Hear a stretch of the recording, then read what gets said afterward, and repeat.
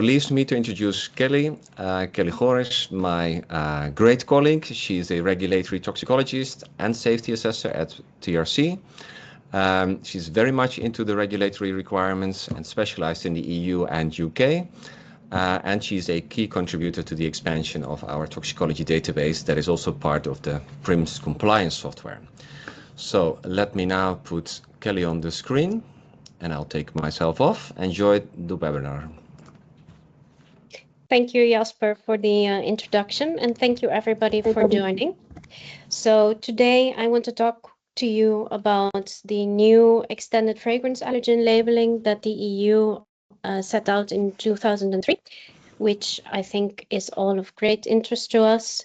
And I want to talk a bit about what are allergens, how do you label them correctly, why are we interested in allergens in this regulation anyway, and how to keep track of your portfolio.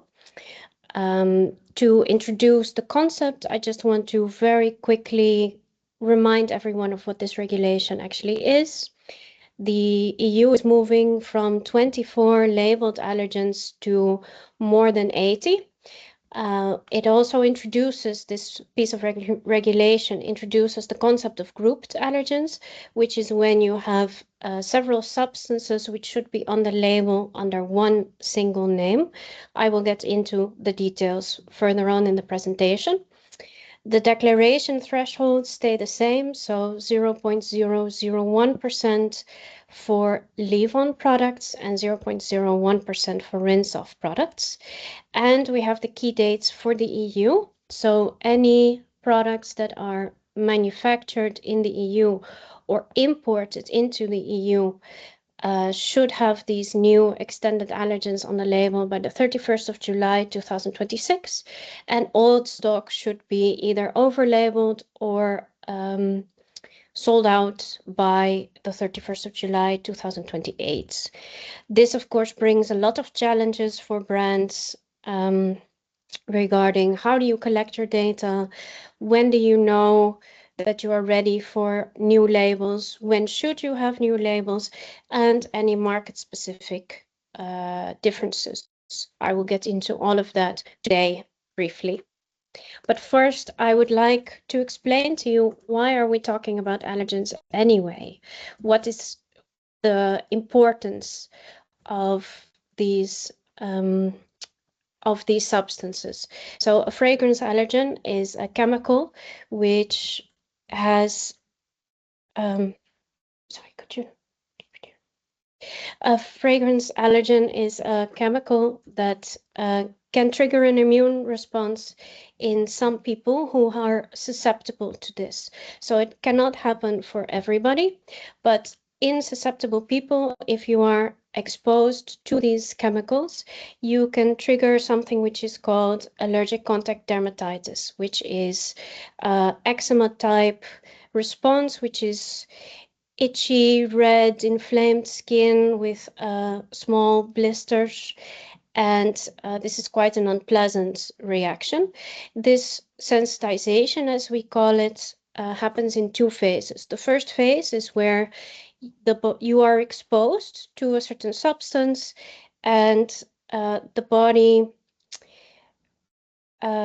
remembers these substances. So it triggers a kind of memory in your immune system. This can happen over many exposures. Then the second phase is the elicitation phase, which is really when you experience the allergic contact dermatitis, when it actually is triggered on the skin. This is a delayed response, and it is different from simple irritation that can happen for anybody when they are exposed to substances that are irritating to the skin. The problem is that once a person is sensitized, very low doses can already trigger these symptoms. And once sensitization has actually been triggered, this is usually a lifelong reactivity that people remain to have. allergic conditions are on the rise globally, so we see more of these responses. And of course, we are exposed to a lot of fragrance type of substances in daily use, not just from cosmetics, but also fabric softeners, dishwashing liquids, etc. The EU estimates that between 1 and 9% of the population is or could develop this allergic response to fragrance allergens. So what is the objective of this labeling? It is not, well, as I just discussed, an allergen is a substance that could trigger an immune response in somebody who has become sensitized to it. This is after the sensitization has already happened. It is not a question of, are these allergens safe or not, or is my product safe or not? It is really to help consumers with their informed choice. Once they know they are allergic to certain substances, they can simply make the choice which product to buy and to use by looking at the label. If there is no exposure or very low exposure to these substances, then no allergic contact dermatitis will happen for them. So that is the point of this new legislation. And the previous legislation is to help consumers avoid the substances that they are sensitive to. Now, for your portfolio, what is important is, where can my allergens come from? They can come from many different sources. You have perfumes and aromas, which can contain these substances that are regulated as being fragrance allergens in their composition. You have the essential oils, which are complex chemical mixtures from botanical source, volatile oils. Part of their composition is also could also be allergens. These allergens that should be labeled. Then we have other type of botanical extracts such as hydrosols or distillates, which may also contain allergens. And then there may be more unexpected source, the impurities coming from different raw materials, and oxidation may also create from one chemical, which would not be the allergen or one of the allergens, which could create, by oxidation, it could create this allergen. So there are different sources that these allergens that need to be declared on the label can come from. What are the different types that are regulated? We have single or simple chemicals, which are regulated in the legislation, that are simply just one molecule that is regulated. Then we have the natural extracts, such as essential oils or other botanical extracts. These are more complex. And then we have the introduction of the group chemicals. I will get into that in the next slide. And the problem with natural extracts is that because they are complex and variable mixtures, the composition of, for example, an essential oil will vary wildly based on where is it harvested, how was it grown, what were the weather conditions of the years it was harvested, and also on the extraction method. So one lavender oil from one supplier will have most likely a very different profile of composition, including the allergens, than a different lavender oil. So you really need constituent level data for your raw materials. That is very important. Now I would like to give a little bit more details about the grouped allergens. So in this new piece of legislation, there is the introduction of grouped allergens. These grouped allergens are triggered when the sum of the group members exceeds the thresholds. Let me explain. In at the bottom of the slide, you see a piece of legislation with a Symbopogon type essential oils. And there are 3 different varieties of Symbopogon essential oil, which should all be declared under the group name lemongrass oil. Once the declaration threshold of one or the combination of these different oils is reached, then the group name is mandatory. That is what needs to be on the label. So in this case, lemongrass oil. The substance names are optional. The object of these group names is primarily to keep it recognizable for consumers, so that you have a limited number of, or a limited amount of names that you should focus on on the label to recognize, instead of many different names. And it also helps us to keep the ingredient list manageable. In practice, what are the important elements for determining your label content? As we've already discussed, you have the declaration threshold. So if an allergen is present in your formula at more than 0.001%, for leave-on products, they need to be on the label, and the same at 0.01% for rinse-off products. It is important to add all of the sources of the allergens together in your formula. So any fragrances, aromas, any essential oils, botanical extracts, impurities, and of course also intentionally added to the formula, like you could add camphor as an ingredient, as a simple ingredient to your formula. These all have to be added together so you get the total amount of each individual allergen in your formula. Then you need to check which substances are covered by a group name, and is the group name triggered because the sum of these substances is higher than the declaration threshold. And then we have the same order as was previously the case. So substances in your formula above 1% need to be in descending order of weight.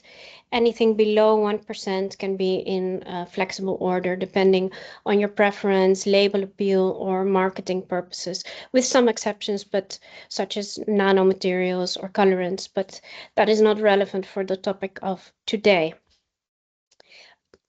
As I think it's helpful to look at some examples, that is what we will do. We have our first example. This is a rinse-off product for which the declaration threshold is 0.01%. There are several ingredients in this formula, including a perfume which contains limonene at 0.5% in the final formula. Also linalool at 0.002% in the final formula, pinene, and there is this mentha vidris leaf oil, which is added as an ingredient, which also contains linalool at 0.009%. In the previous situation, so before this extended allergen legislation, the ingredient list would be your parfum, your mentha vidris leaf oil, the limonene, which is at 0.5%, which is above the declaration threshold, and then linalool, because if you add the 0.002 and the 0.009, you would come above the declaration threshold of 0.01. So you would add the linalool to your ingredient list. In the extended, with the new legislation, we also have pinene as one of the allergens which need to be on the label. This is also above the declaration threshold, so our new ingredient list would include pinene as one of the new allergens. The second example includes the group names, because I think that is really where the complexity of this legislation is. Again, we have a rinse-off product with a 0.01% declaration threshold with a perfume containing limonene. And then we also have this Cymbopogon Schoenanthus oil at 0.006% added as an ingredient to the formula. So the Cymbopogons, I realize I should have probably picked a group name with a more simple inky name, but we will power through it.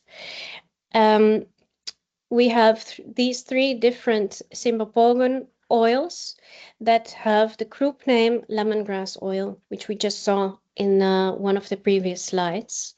The Cymbopogon Schoenanthus oil is present at 0.006%, which is below the declaration threshold. So in the previous situation, you would have your perfume, your Cymbopogon Schoenanthus oil as an ingredient, and limonene, the allergen from the perfume.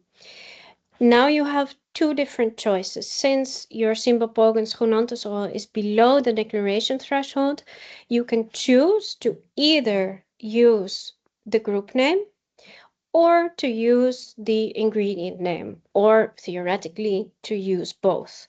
But it is an option to use the group name. In the next example, this is example 3, you have the again a rinse-off product with a perfume that contains limonene and also a Cymbopogon flexuosus oil, and also an ingredient Cymbopogon Schoenanthus oil at 0.006%. When we add these two together, they come above the declaration threshold, which means that you are obligated to put the group name. So in the previous situation, you would have perfume, Cymbopogon Schoenanthus oil, and limonene as your ingredient list. For the current situation, you would have to put lemongrass oil as the group name, so parfum, lemongrass oil, and limonene. But if for your label appeal, you would want to add the Cymbopogon Schoenanthus oil, the inky, you could add that to the ingredient list. I hope that clarifies a bit the grouping of allergens. Now I would like to move on and make a quick comparison of different markets. We've been discussing the European Union, where we've moved from 24 to 80 plus allergens, the declaration thresholds that we have discussed, and the timeline, so end of July 2026 for new products, and the end of July 2028 to get all of your old stock off the market. Canada is aligned with the European Union, so they are also moving from 24 to 80 plus allergens, and they follow almost the same timeline. You get one extra day. So the 1st of August 2026 for new products and the 1st of August 2028 for old stock of the market. They do have a small packaging leniency, so packages that are really too small to put this long ingredient list, if that is the case, you can declare it on the website. Then we have the United Kingdom, who after Brexit follows the European legislation, but more on a case-by-case basis. Currently, there is no sight on adoption of this extended allergen legislation yet, and they keep the 24 allergens with the same declaration thresholds as has been the case in previous years. Then we have the United States. Under MOCRA, this does mandate that there is mandatory fragrance allergen labeling. The FDA would publish a list of what are fragrance allergens under MOCRA. This hasn't happened yet, and the regulation until now has been delayed. There are some state initiatives such as California, which also follows the 80 plus fragrance allergens, which should be declared on the website, the California Safe Cosmetic Product Database. So that is how, at least in California, the situation is now. I think it is abundantly clear why this is quite complicated. To get your portfolio up to date, especially if it is a larger portfolio, you need to gather all of your raw material documentation, you need to review your formulas, check for different markets, if you are selling on different markets, what should be in the label and what shouldn't. If applicable, you need to update your artwork with the new ingredient list. If necessary, reevaluate your claims. So is free from allergens or hypoallergenic still applicable to your product if there are new allergens present in the product? And of course, update your product information file, your CPSR, your CPMP notifications, and manage your stock to know which product with which labels will be compliant and which are not. So the challenges in that are primarily gathering the documentation for the raw materials and realizing for which raw materials would I actually need this documentation, when do I use group names, when are my products for ready for a label update because I've received all of the extended allergen declarations, and then actually get it done, which for manual tracking is, I wouldn't really recommend it.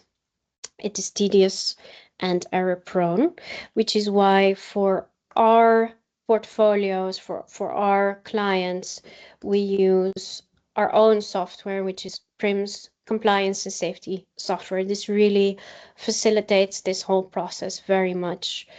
There is ingredient database and allergen screening. So for all of your raw materials, you can log allergens.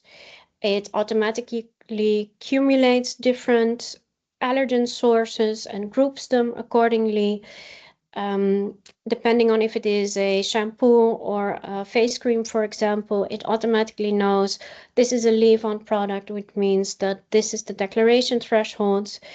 We also have a database of literature allergens in case you don't have the right documentation, and region-specific label content. It really helps to with end-to-end traceability. So once you update the allergen information for a certain raw material, it updates automatically in all of your formulas. You immediately see an updated ingredient list. You can search where your raw materials are used and what kind of substance types. For example, I do a search on show me all essential oils or all fragrances in my whole portfolio. And this really helps with updating your PIFs, updating your CPSRs. And there's also several types of reporting that make it very easy to do any kind of tracking. This is just a very brief slide on what that would look like. For example, we have a report that indicates all raw materials which have a fragrance component for which you would need an extended allergen declaration. In that same report, in a different tab, it also shows all of the products for which you have all of the documentation in for all of the fragrance components, so that product would be ready for label updates. And as I said, you can do searches, so in which product is this perfume used, or show me all essential oils that are in my portfolio. So this really helps to keep track of everything. That was everything I had to say for today. I see I'm a little over time, so thank you for your attention, and I would like to receive any questions that you may have. Thank you very much, Kelly. I like the angle that you have at the beginning of your presentation with the toxicological perspective on why we do this anyway with this allergen label. So thank you very much for that. We have a few questions in the Q&A. I posted two that came up in the week before this webinar. So I would want to read them out. I would also want to ask others to drop their questions in the Q&A. Of course, we will answer all questions, if not today, then in a separate document that we will share after this webinar. So we will send the recording and the Q&A to all registrants. To start with the first question, somewhere in the beginning of your presentation, you said old stock has to be relabeled or sold out before the 31st of July. Could you maybe highlight on what could happen if you have not done so before the 31st of July in 2028?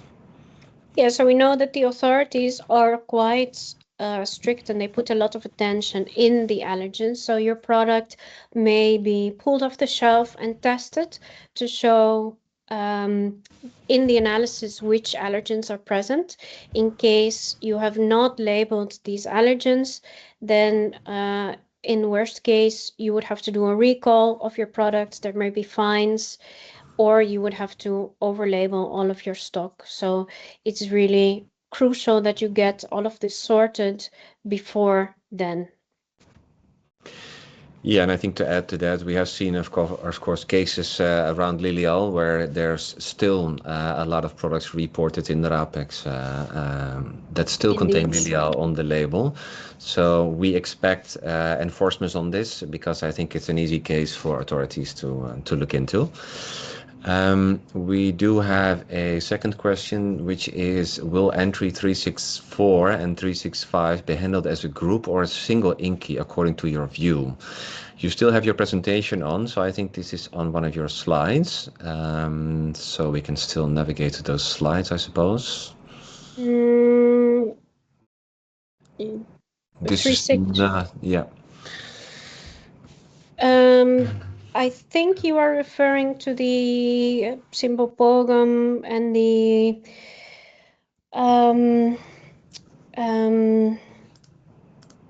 what's it called?